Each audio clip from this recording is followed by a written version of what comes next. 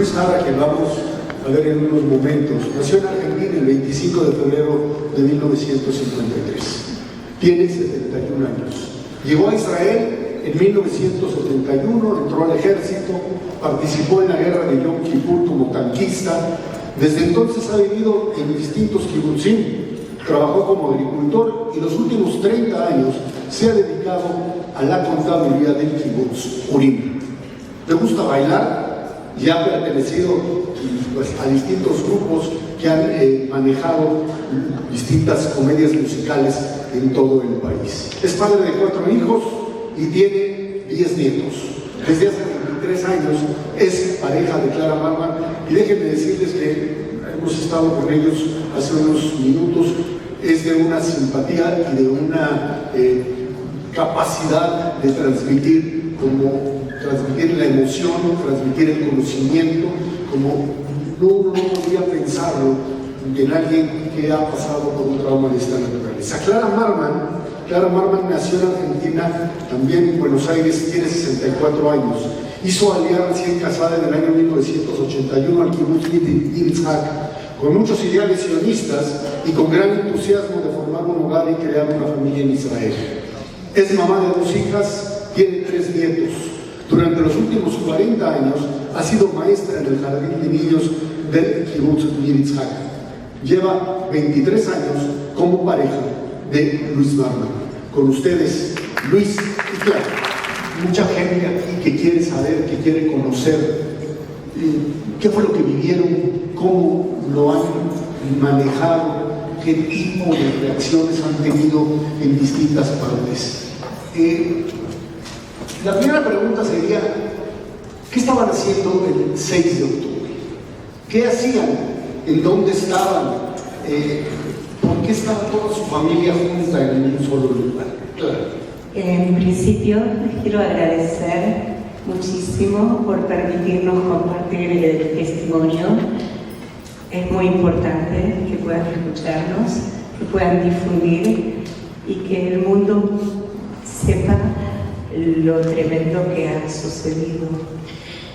Y voy a empezar a contarles que el 6 de octubre, un día antes de este 7 de octubre terrorífico, estuve con mi familia festejando el cumpleaños de 2 años de mi nietita, que vive en Beersheba, muy cerquita de mi kibutz donde yo vivo. Y cuando terminó el cumpleaños en Beersheba, invité a mi familia, a los seres más queridos, a venir a casa en el kibutz, campestre, muy agradable. Me gusta mucho recibir visitas. O sea que a mi hermana Gabriela, que vive en Jerusalén, le dije que venga a mi casa en vez de volverse a la casa de ella con su hija mía y su perrita, a mi hermano Fernando, que vive en Kufarsaba, y Luis, que es mi pareja, y estamos mucho juntos, pero vive en un kibutz muy cercano, a 15 minutos, en el kibutz Urim. O sea que todos juntos fue como los 5 que estuvimos en casa en el Israel. Y así fue como pasamos ese viernes 6 de octubre, disfrutando en familia, recibiendo el Shabbat, era también Simchat Torah, hasta que nos fuimos a dormir. Pensábamos que íbamos a tener un lindo sábado de descanso, tranquilos, pero a las 6:30 de la mañana empezó a sonar la alarma en mi zona, que es muy lindando con la Franja de Gaza. Estamos acostumbrados a ese tipo de alarma que se llama, en general lo que se escucha es cebadón, color rojo en esta zona, y estamos acostumbrados. Hace 22 años que esporádicamente podemos sentirla, pero esa vez no fue tan común, a pesar de que yo pensaba que después de 10 minutos de escuchar la alarma iba a poder decir a todos que vuelvan a la camita, poder disfrutar de un par de horitas más de descanso. No fue así. Tuvimos una alarma tras otra, interminable. Luis, ¿qué es lo que finalmente sucede? En la mañana están ustedes reunidos, están en casa de Clara. ¿Cómo es que entran los terroristas o se dan ustedes cuenta que no es solamente pues, una serie de cohetes que están cayendo, sino que se trata de una invasión que vamos hacia Israel y específicamente a los kibutzim de la zona? Bueno, al principio empezó uno más, así, pero fue en continuación una cantidad tan grande que enseguida nos dimos cuenta que algo raro está pasando, no es normal. Entonces prendimos el televisor y empezamos a ver que estaban mostrando la ciudad de Sderot, donde habían camionetas Toyota blancas y iban tirando por todas las calles en todas direcciones, tratando de matar gente, o sea, es una cosa que nunca se vio. Y luego pasamos a ver que estaban entrando en el kibbutz Be'eri, también lo mostraron en televisión. ¿Cómo puede ser terroristas adentro del kibbutz? Y ahí también vimos a Netanyahu, que anunció que estamos en estado de guerra. Entonces empezamos a estar más asustados, que no sabíamos lo que pasaba realmente. Todavía no pasaba nada en Nir-Ishaq, pero luego que vimos que había humo negro, se veía por la ventana de la entrada del kibbutz. Luego de la cocina yo vi humo negro también entre las casas y decía, ¿pero qué es ese humo? ¿Qué está pasando?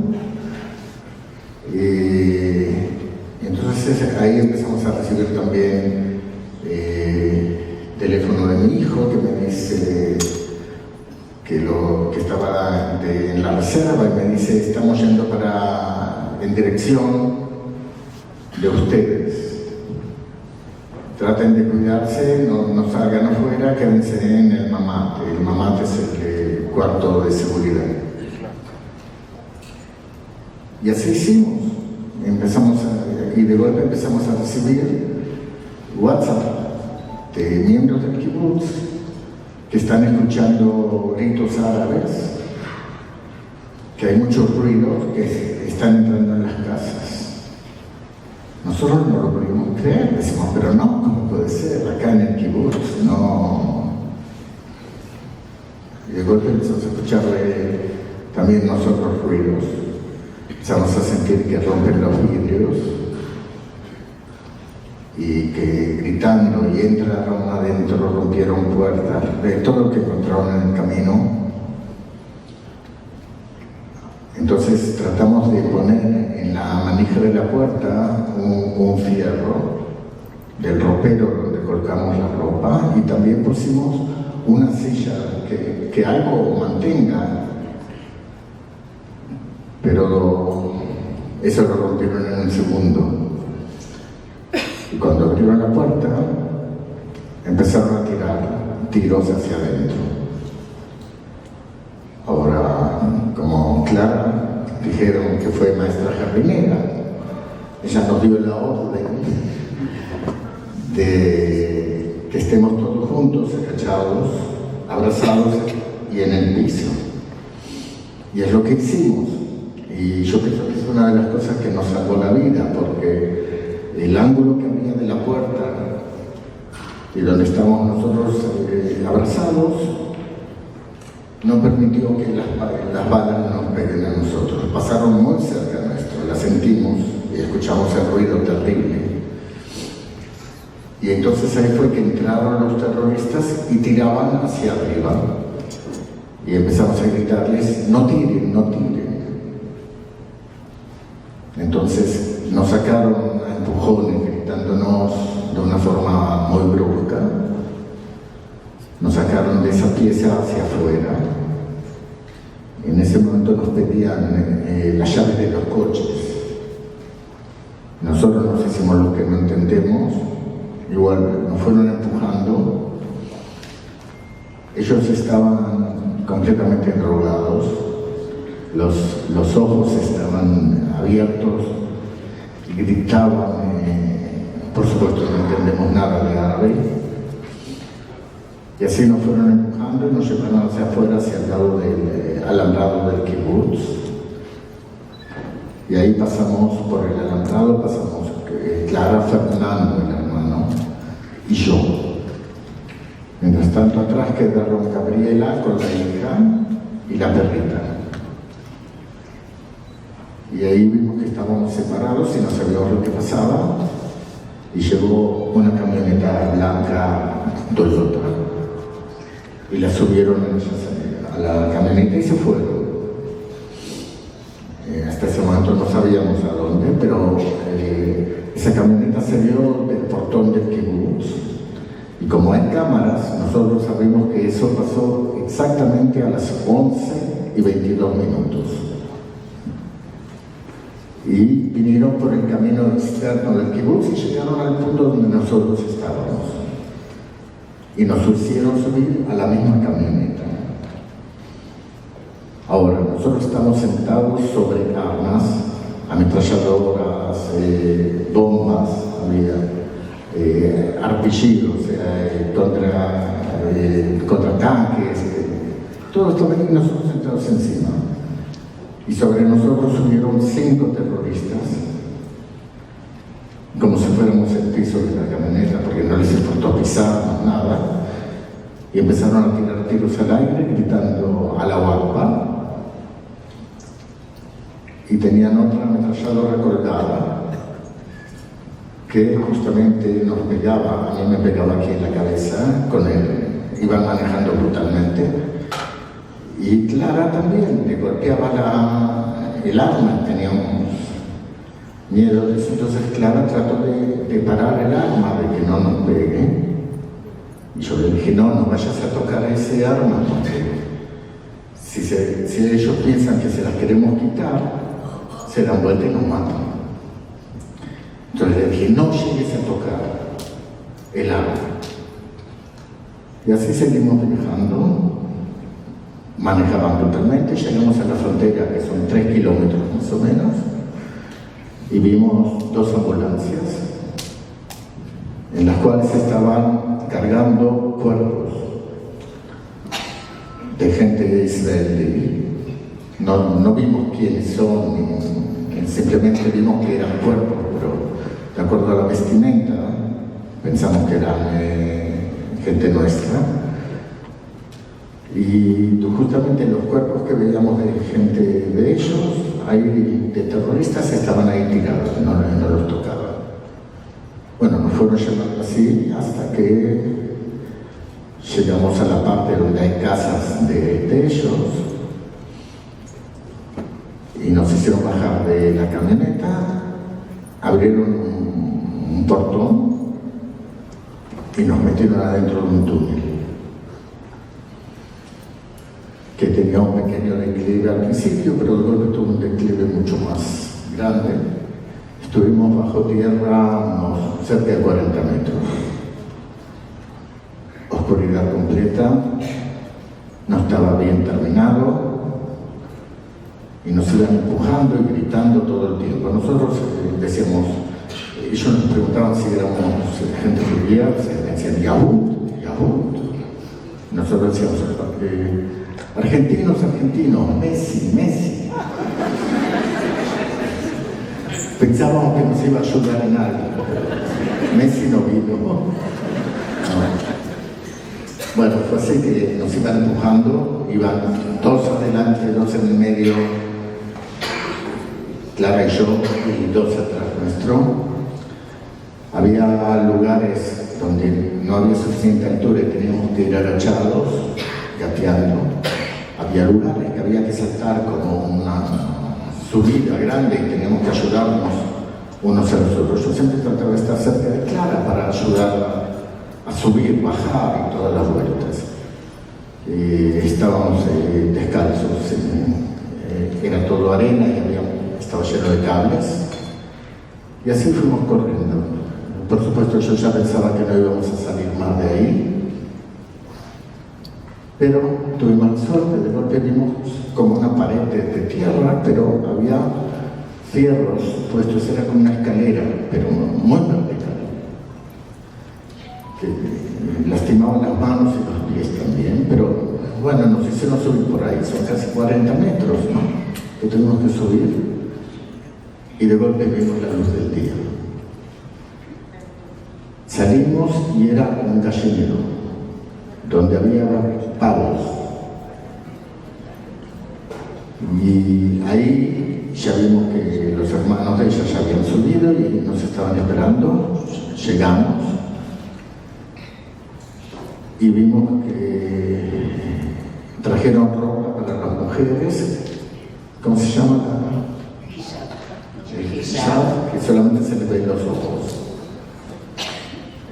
Y nos fueron empujando, nos fueron sacando de uno por uno. Llegamos a una casa por ahí y en ese lugar nos dejaron entrar al baño, lavarnos la cara y nos tiraron un poquito de agua. Por supuesto que pasaron varias horas mientras tanto, sí, eran casi 4 horas por lo menos. De ahí nos llevaron otra vez uno por uno a un coche, todos apretados, y subieron terroristas con las armas encima de Fernando, que estaba sentado adelante. Se les subieron encima. Y ahí nos llevaron por las ciudades, no sabíamos dónde, por las calles, callejuelas, hasta que llegamos a un lugar que nos entraron y nos hicieron bajar uno a uno, y era como una casa de familia en un segundo piso. Ahí estuvimos la primera noche. Clara, ¿cuál fue la actitud de estos terroristas frente a mujeres? Obviamente hemos ya sabido de todo el abuso, de esta verdadera carnicería que armaron, pero ustedes como, pues ahora sí que partícipes de esta tragedia, en términos de quienes las cuidaban, los cuidaban, ¿había mujeres que ayudaban o mujeres que participaban en esto del lado, por supuesto, palestino, del lado de Hamas? ¿Y cómo se relacionaban con ustedes, con las mujeres? En nuestro caso, en realidad no había ninguna mujer. Los terroristas, guardianes que nos cuidaban nosotros, eran 5.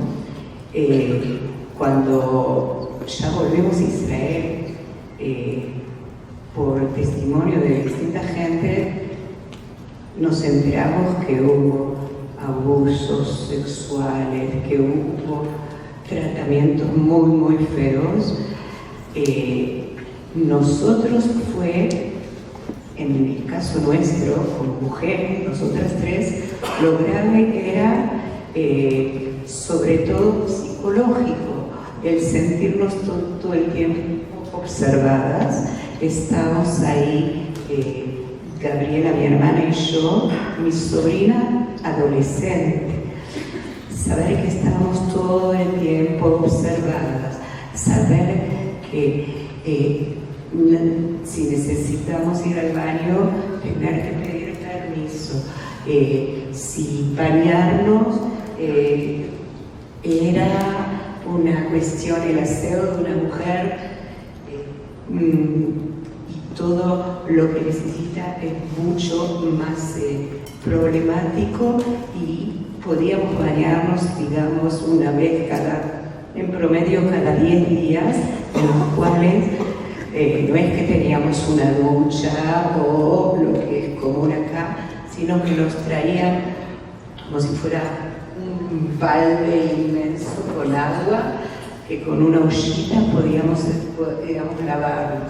O sea que como para todos era difícil, pero como mujeres, y sobre todo para un adolescente que en realidad seguramente saben que adolescentes estar encerrados en un lugar con 5 adultos, con la madre, la tía, es mucho más difícil.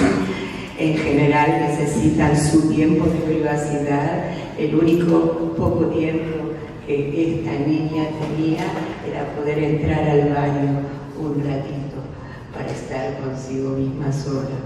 ¿No sufrieron golpes, tortura o algo que los trataran de alguna forma de, no sé, sacar información, porque en realidad sabían que no sabían bien quién eran, sabían que no eran soldados, obviamente, pero era un trato de guardia cautivo, digamos, de una forma impersonal, sin comunicarse, o lograron establecer alguna comunicación con Como ellos? Clara dijo antes, nosotros tuvimos suerte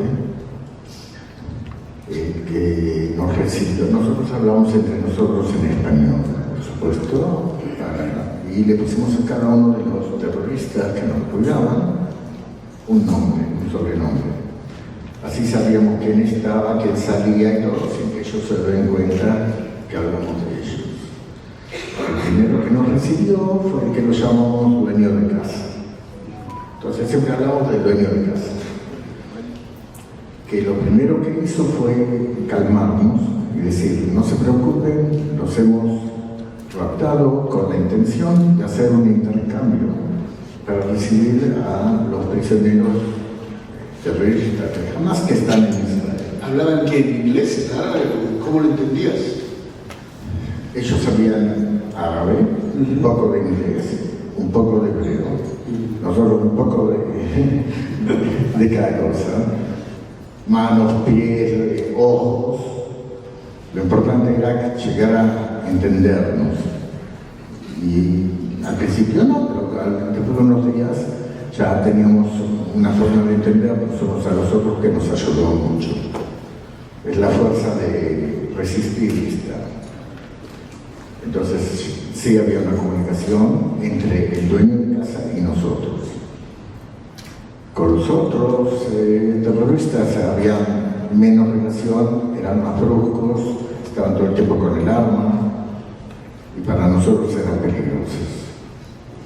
Ahora lo que hicimos, nosotros hemos decidido entre nosotros que no nos oponemos a nada. Hacemos lo que ellos quieren y tratamos de ser cordiales, respetarlos y creo que así conseguimos que ellos nos respeten a nosotros, sin olvidarnos que son del Hamas. O sea, son el enemigo, pero realmente hubo una forma de respetarnos los unos a los otros. Y el dueño de casa nos cuidaba de los propios amigos de los otros guardias. Así fue que salimos adelante ahora. Nosotros, al haber una niña de 17 años, teníamos mucho miedo por ella y cuidábamos de que no quede sola en ningún lado, que no haya la posibilidad de abuso sexual o algo, porque siempre está ese miedo dentro de uno. Entonces siempre nos fuimos cuidando uno a los otros. Ahora, esta vivencia diaria, uno la ve desde afuera y piensa que está ahí, pero podían dormir, comían, oían los ataques de Israel, los de los aviones, tenían algún tipo de información, radio o algo que les pudiese conectar con el mundo. En realidad, dormir es muy poco, muy poco. Estábamos en colchones muy finitos. Sobre todo a la noche había muchas explosiones, aviones, ataques. Temíamos mucho, tanto de las salidas de misiles desde la franja de Gaza para Israel, que ellos inclusive nos decían, a tal hora tenemos programado hacer un ataque de 10 misiles a Tel Aviv. O también nos teníamos con mucho pánico todos los aviones que volaban sobre nosotros y escuchábamos las bombas que caían. Ellos nos decían, había mucho terror psicológico y nos decían, oh, acaban de tirar una bomba a 100 metros, el edificio ha caído, mataron a mujeres y niños. O acá a 50 metros y han bajado el supermercado.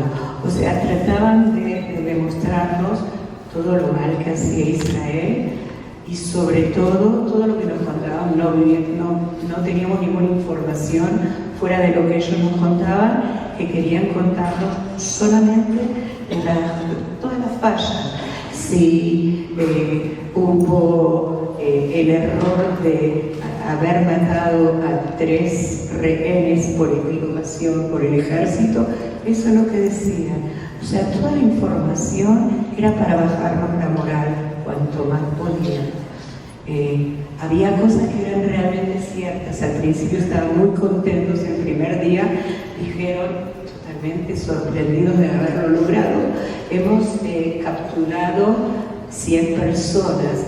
Al día siguiente dijeron 250. Pensamos era una exageración, como también nos dijeron, logramos matar a 1.400 israelíes. Dijimos, ¿cómo puede ser? En ninguna guerra que pasó Israel lograron realmente matar a tanta cantidad. Seguro que era... O sea, trataban de exagerar y también de lucirse de todos sus logros. Esa era la comunicación y eso era las noticias que recibíamos, nada acá afuera. No sabíamos lo que pasaba en Israel. ¿Qué es lo que comían?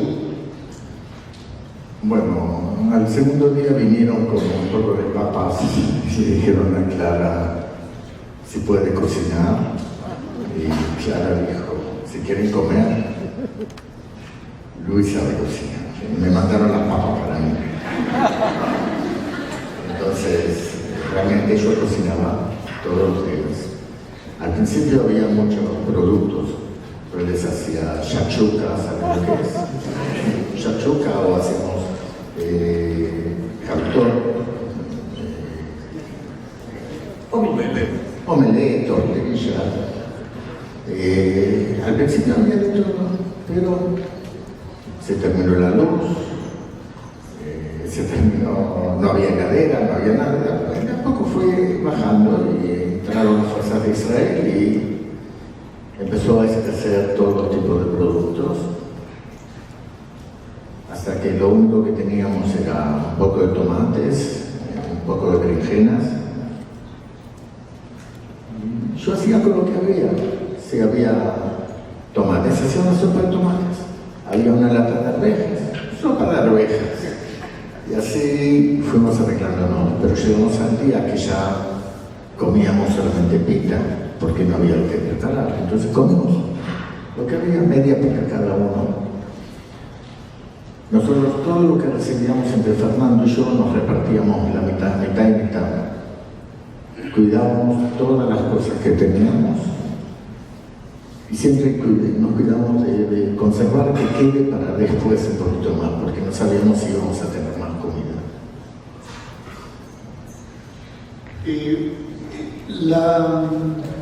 ¿Qué es lo que pasaba por la mente de ustedes con respecto a la posibilidad de un rescate de Israel? O sea, pensaban, no te rías, pero finalmente llegó, pero pensaban que esto podía suceder, o a lo mejor, no sé, estaban en un momento en donde, pues, ante la posibilidad de ser asesinados por los salvajes, la posibilidad de escapar. ¿Qué es lo que pasaba en la mente? Primero que todo, escapar sería una locura, porque la gente que vive alrededor, que conoce a todos los vecinos, si no llegaban a ver afuera, o que nos hacían un lynch, o que nos entregaban nuevamente al Hamas. Quiere decir que lo que menos convenía es sacarle la nariz afuera, que no nos vean, que no nos escuchen. No sé si es miedo o algo, pero siempre estaba la posibilidad de que no volvamos a salir. o cuándo. Pero dentro de todo teníamos la esperanza de que haya un acuerdo, como hubo con las mujeres, o que haya las fuerzas de Israel, un comando que vengan a salvarnos. Pero era todo los pensamientos. Entonces yo les arreglé todo el camino, cómo llegar, cómo venir y sacarnos, todo lo hice. Pero por otro lado, no me hicieron caso, ¿no? Pero por otro lado, era el temor de que hagan un acto así, de venir a salvarnos, porque pensábamos que hasta Jalila algún soldado siguiera o vaya a morir por venir a salvarnos a nosotros. Yo pienso que nunca me hubiera perdonado tal cosa así. Clara, esto nos lleva al momento en donde se da la posibilidad de tu liberación. Sí. ¿Cómo se da esto? Llegó un momento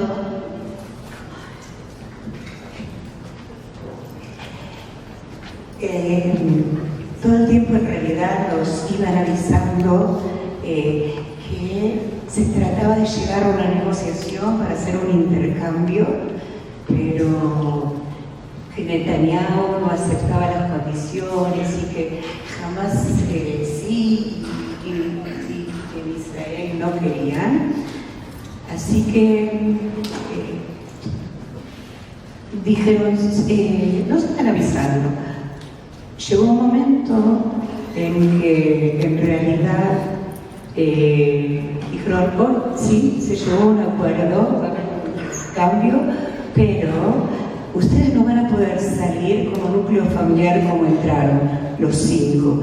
El intercambio va a ser solamente, van a poder salir mujeres y niños y van a ser, cada día van a salir 13, esa va a ser la cantidad y va a ser un intercambio por una cantidad de prisioneros terroristas que hay en las cárceles de Israel.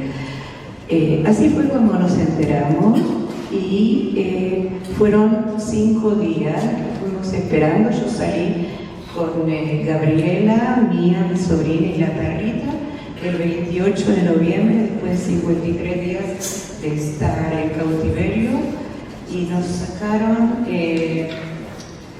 nos avisaron que hasta las 4 de la tarde recibían las listas de quienes iban a salir, y estuvimos esperando desde el primer día hasta el 5.º día, y en el día que me avisaron, en realidad yo no quería salir.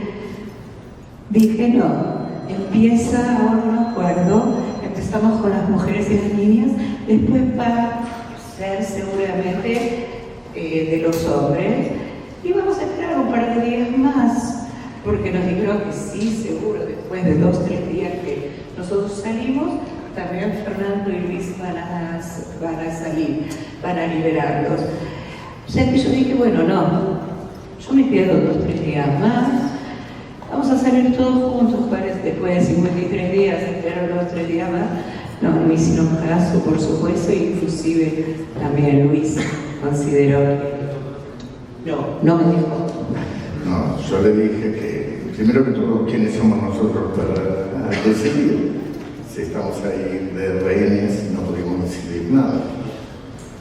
Seguro, le dije que es muy importante que salgan para poder dar información a las familias nuestras, que no sabían nada de nosotros, dar por fin una señal de vida y decir que estamos bien. Era muy importante y también nos daba la esperanza que nosotros también vamos a salir. O sea, llega un momento en que no hay que negarse. Así fue que yo le dije que tiene que salir, no hay otra forma de hacerlo. Cuando sales del lugar, ¿cómo es que llegas a Israel? por dónde regresaste, qué fue lo que sucedió en el proceso, digamos, de liberación.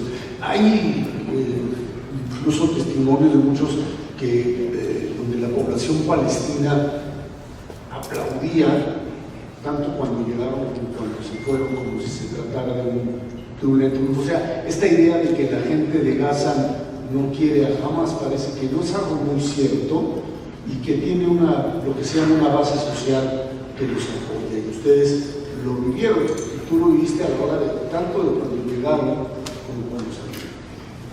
En realidad, nosotros salimos y nos llevó el mismo dueño de casa, el que le decíamos que era el dueño de casa, nos llevó por el cruce del límite entre Rafah y Egipto. Sabíamos que salíamos por allí y que era muy cercano de donde estábamos. Nos dieron también los detalles, nos dijeron que estábamos en Rafah, estábamos en el límite de Janiones, había también había muchas cosas, muchos indicios en los que nosotros sabíamos el lugar donde estábamos, y de ahí nos llevaron.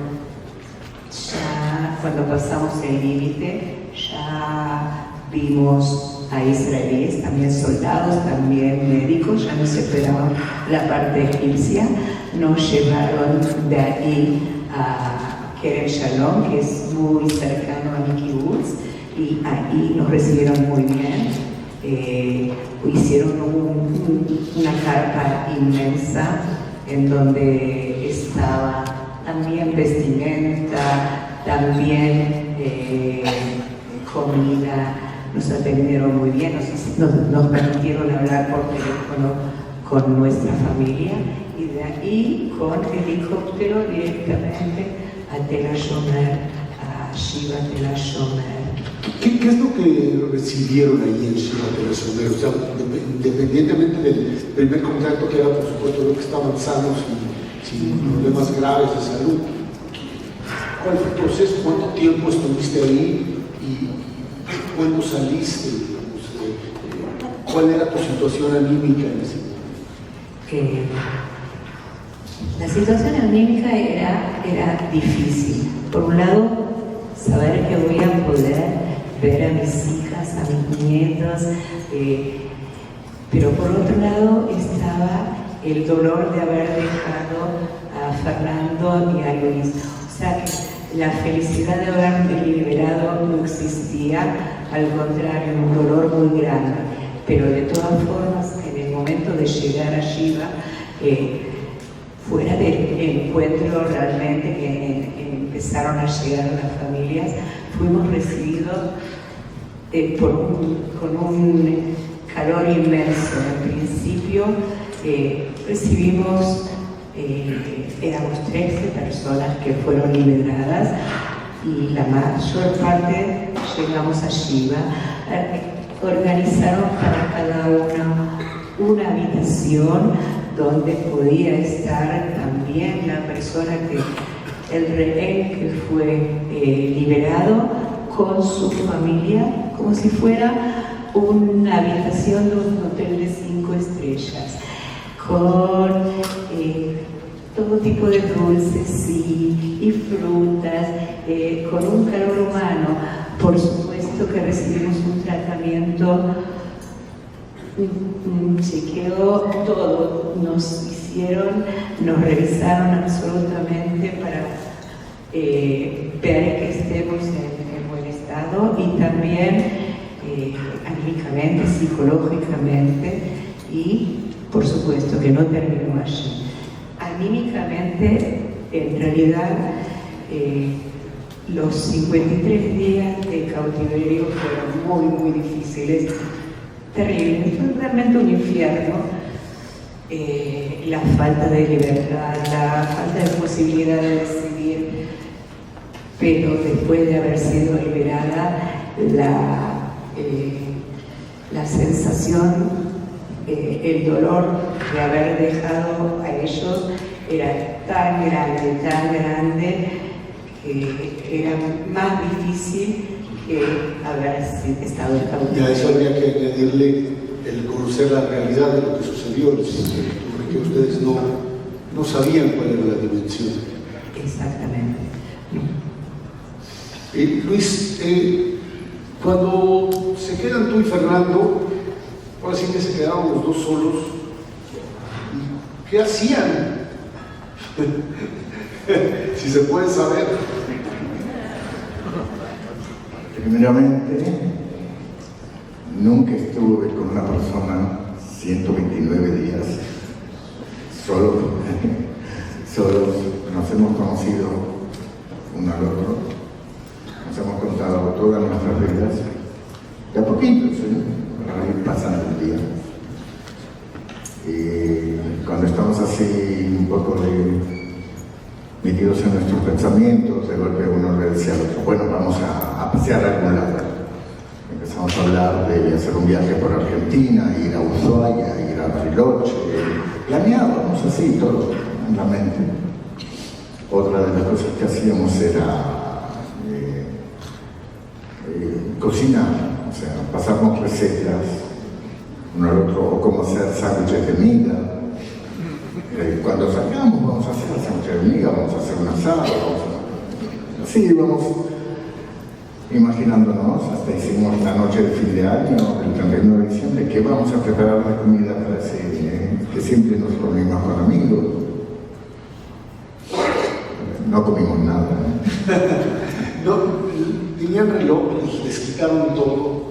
¿Cómo sabías la hora? Bueno, nosotros al principio fue la sobrina de Clara, que estaban las mujeres, que se preocupaba todas las mañanas de decirnos qué día es, qué fecha es. Cuando se fueron, yo agarré seguí lo que ella había empezado, y cada día que yo me levantaba, yo decía, ¿qué día de semana estamos? ¿Qué fecha? ¿Cuántos días estamos en prisión? ¿Y cuántos días estamos en prisión sin las mujeres? Y así teníamos, día a día, sabíamos dónde estábamos. Por la ventana entraba un poco de la luz del sol, entonces veíamos, de acuerdo a la sombra, si nos llovía, ¿sí?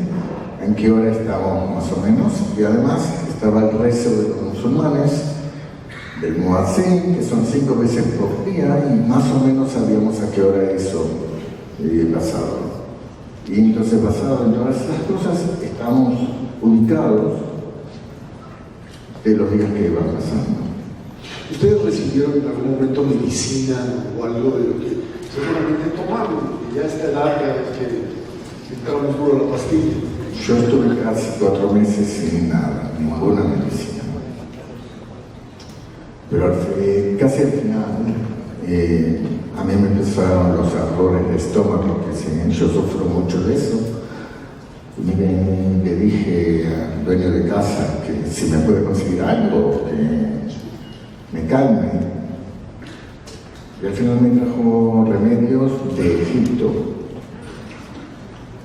Y mucho efecto no me hacían, no eran muy buenos, pero yo tomé 2 o 3 para calmarme un poco, porque si no es una etapa muy difícil. Y es lo que hacía, tomé 2, 4. Luis, a ver, la parte que todos vimos como una cosa verdaderamente espectacular, que fue el rescate. ¿Dónde estaban?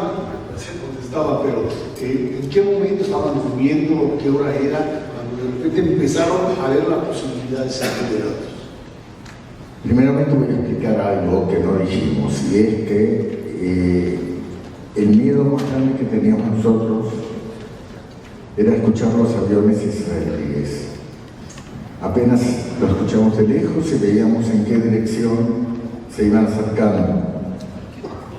Muchas veces también sentíamos las bombas que pasaban, el silbido de las bombas que tiraban los aviones que pasaban cerca nuestro.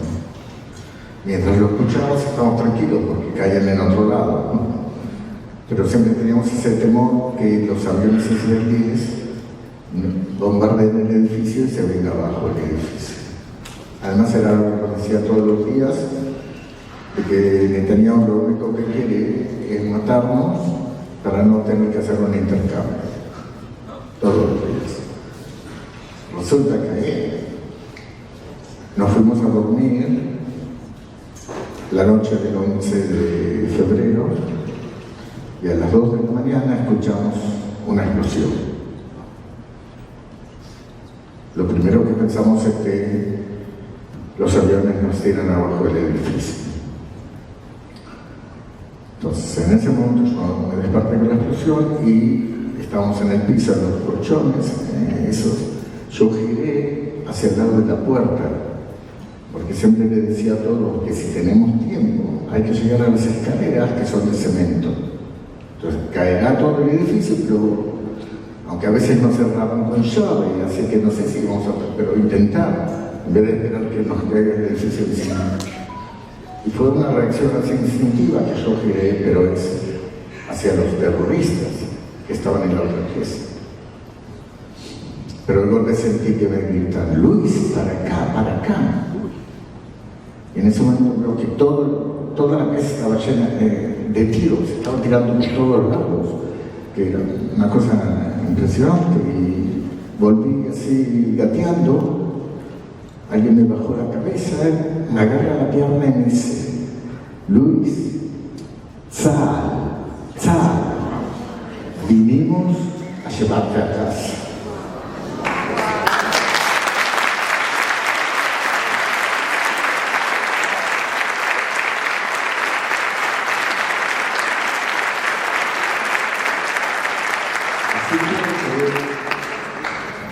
En ese momento sentí una liberación, todos los miedos, todas las preocupaciones, porque sabía que estaba en las mejores manos del mundo, que eran las fuerzas de Israel que vinieron a salvar.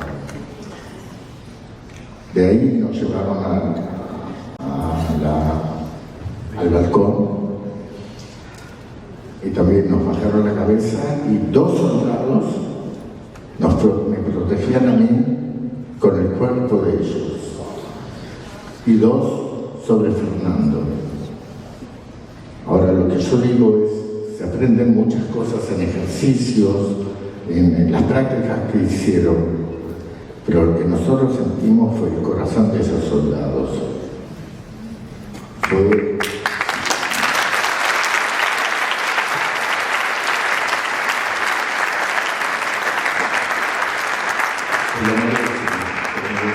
ellos fueron, para mí fueron algo extraordinario en la forma en que nos protegieron y nos llevaron de casa, a vuelta a casa. ¿Corriste mucho? Sí, también corrí. Hemos hecho todo lo que nos dijeron, tanto Fernando como yo. Si nos decía que saquemos hacia arriba por la cabeza, lo íbamos a hacer porque estábamos en las manos de ellos. Realmente fueron geniales. En la salida, ¿tú veías a los terroristas o ya no veías nada? O sea, caminabas, ya no veías a nadie más que a los pocos soldados israelíes. Había terroristas dentro de la casa y alrededor de la casa, que por eso fue todo un tiroteo, todo. Pero en el momento que nos sacaron afuera y avisaron allá a Lumimbe y al Reino, ¿sí? Los diamantes en nuestras manos, en un momento determinado hubo silencio completo y ahí nos bajaron en cable en Omega del segundo piso. En ese momento los terroristas ya no estaban. Afortunadamente. Ahí fue que fuimos corriendo y nos llevaron llegamos a un coche blindado del ejército y fue ahí que me dice un soldado, me pregunta, Luis, ¿tenés frío? Yo le digo, no, tengo calor del corazón.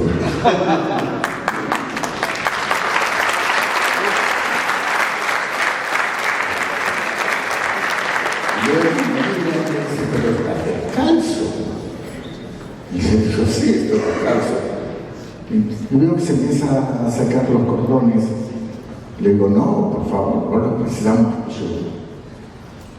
Y ahí me empujaron, me metieron adentro del coche blindado.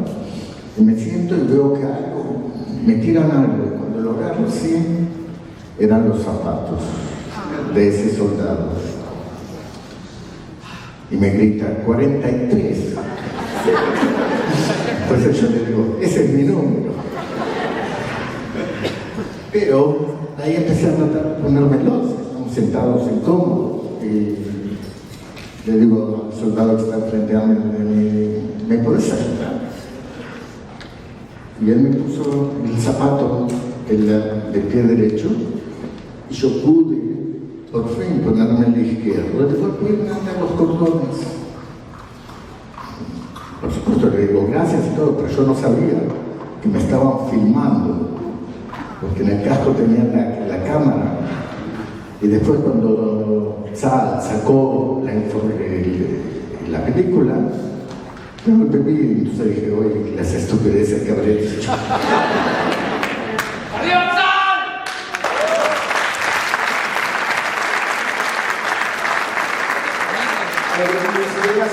Finalmente llegas a Israel, por supuesto, es visto como una gran acción por parte del Zar, pero ¿a dónde llegas?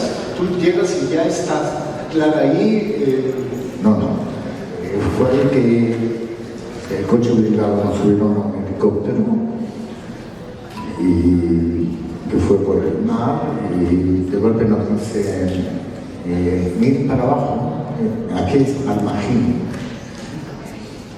En ese momento el soldado me dice, ahora que estamos en Al-Mahim, de aquí, Tujandú, directo a Tel Aviv. Y además me dice, y en estos momentos empezamos a llamar a las familias. A ver, ¿recibes la llamada? Sí, en realidad a las 3 de la mañana, 3:10 exactamente, recibo un llamado de Akzinat Kishur. Estamos todo el tiempo, cada una de las familias tenía relación con parte del ejército que nos iban informando todo el tiempo, también si había alguna señal de vida, y era nuestra referencia que nos daba o tranquilidad o nos preocupaba.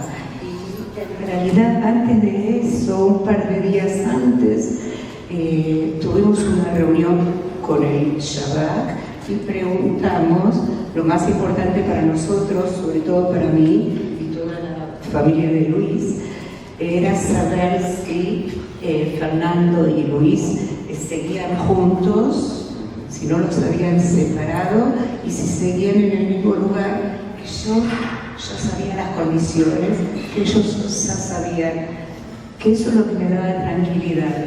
Y en realidad la última vez que recibí esa señal de vida, el Shabak me dijeron, ellos están juntos, están en el mismo lugar, y fue la primera vez que también agregaron, ellos están bien. O sea que yo entendí que estaban sobre ellos.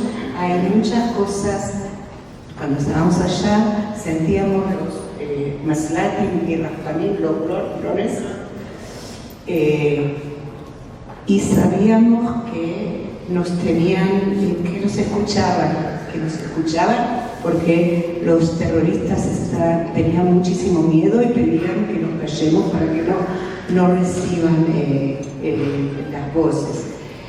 En ese momento, cuando yo tuve la reunión con el Shabak y escuché todo eso, instintivamente les dije, pero yo espero que haya negociación, yo quiero que haya un acuerdo, no quiero que haya algún operativo de rescate, porque le tenía mucho miedo a eso, tanto por los soldados y que sea peligroso para ellos. En realidad ellos me escucharon y me dijeron que escuchamos, pero realmente hicieron lo que hicieron, por suerte, y hicieron ese operativo. A mí cuando me dijeron a las 3:10 de la mañana, cuando me llamó mi Tzinat Kishur, lo primero que le dije, yo sabía que no era algo grave, del ejército no recibimos ninguna información por teléfono. El haber recibido en medio de la noche era un buen síntoma. Nada terminante pasó, pero lo primero que pregunté es ¿qué pasa? Entonces me dice, Fernando y Luis están en manos. Han llegado.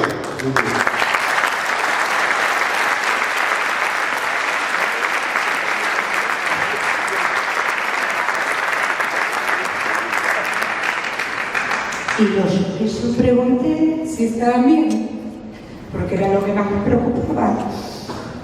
Dijo que sí, y me dice, no le avisas a nadie. Para mí lo más importante era llamar a los hijos de Luis. Yo estaba en el norte, cerca de mi hija. Dijo, no le avisas a nadie, ni a tu hija, ni a los hijos de Luis. Nosotros tenemos que revisar.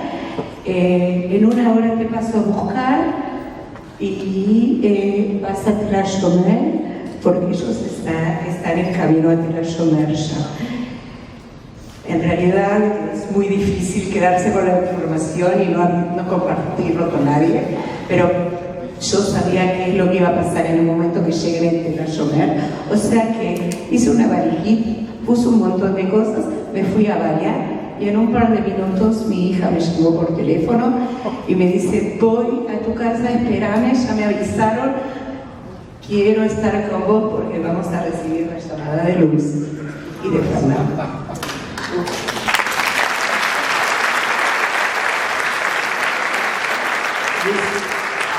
No sé si me pueden responder esto, a lo mejor no, pero yo lo pregunto. ¿Tú supiste después cómo es que identificaron, que supieron dónde estaban la gente de ellos? Estoy preguntando cosas de Shabab, el Servicio de Seguridad Nacional, no lo difunde, pero ¿cómo tuvieron la información? O sea, ¿de qué manera los ubicaron? ¿Dónde los ubicaron? Bueno, esas preguntas hay que preguntárselas al de Shabab. Pero yo no lo conozco y tú sí.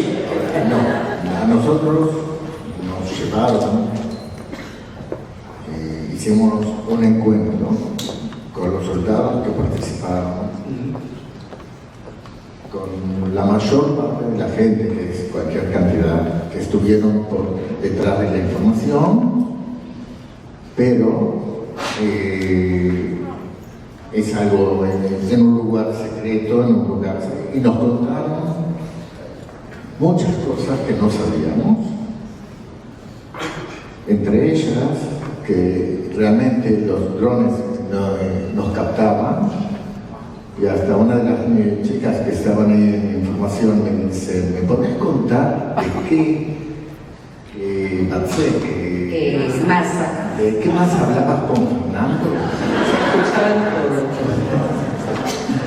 Yo que les he los amigos, tanto sabían de nosotros. Era realmente, ellos durante bastante tiempo estuvieron detrás nuestro para estar seguros, porque hacer una cosa como la que hicieron, tenían que estar 100% seguros que iban a triunfar, que iban a conseguir hacerlo. Y así fue. Luis, llegaste también a Tel HaShomer, ¿fue el mismo recibimiento, la misma atención? Yo no sé lo que fue con ella. Lo que yo sé que a nosotros nos han recibido de una forma espectacular.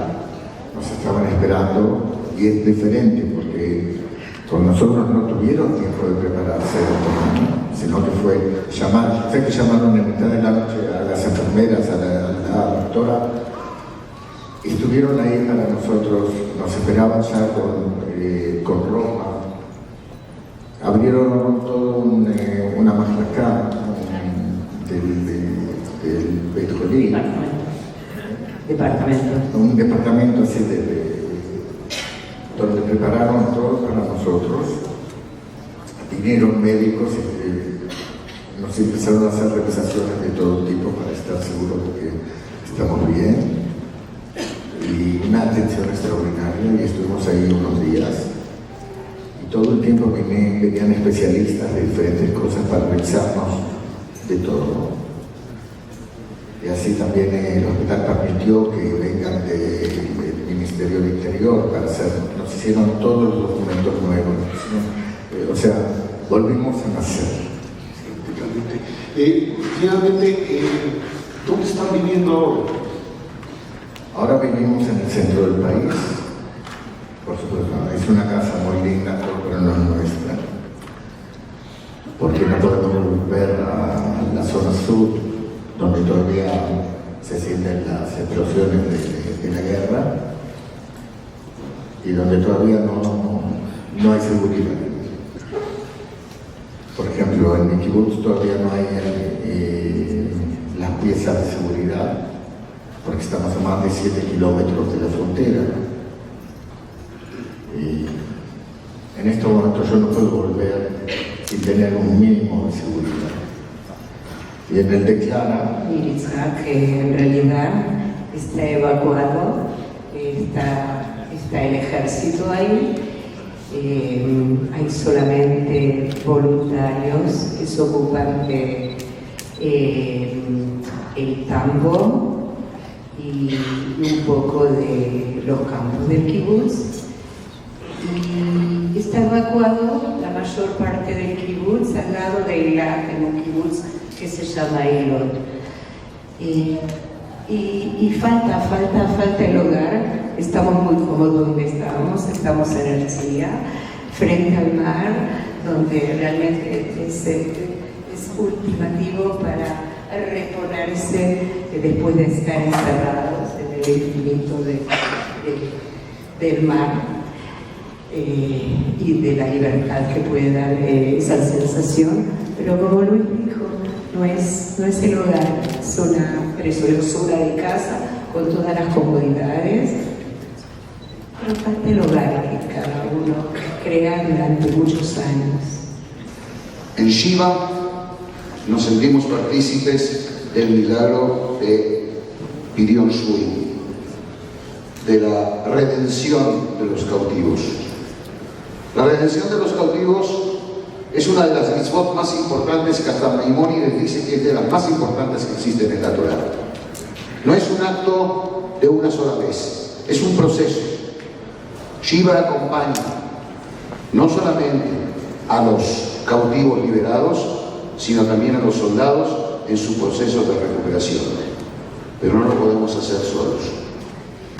Contamos siempre con la ayuda de Am Israel, con el único aliado que tiene Medinat Israel, que son ustedes, somos nosotros. Y por eso les pido que cuando salgan, cojan el folleto de Shiva, léanlo y luego decidan qué es lo que quieren hacer.